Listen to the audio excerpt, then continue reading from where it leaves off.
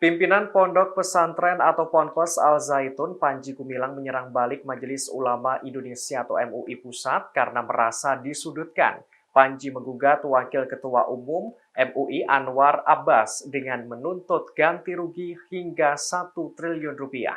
Dikutip dari tribunnews.com pada Selasa 11 Juli, gugatan tersebut sudah didaftarkan ke Pengadilan Negeri Jakarta Pusat pada Kamis 6 Juli. Hal ini telah dibenarkan oleh kuasa hukum Panji, Hendra Effendi.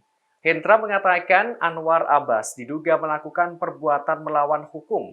Ia menyebut Anwar Abbas melontarkan tuduhan yang hanya berdasarkan potongan video viral dan tidak melakukan tabayun.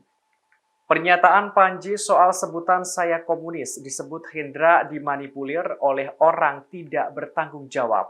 Padahal pernyataan tersebut adalah pernyataan seorang pemuda dari Cina saat ditanya soal agamanya. Ia menegaskan penyampaian kliennya adalah dalam rangka pembinaan terhadap santri yang tamat pendidikannya dan akan terjun ke masyarakat. Dikatakan Hendra, kliennya disudutkan dan dihina dengan apa yang dituduhkan oleh Anwar.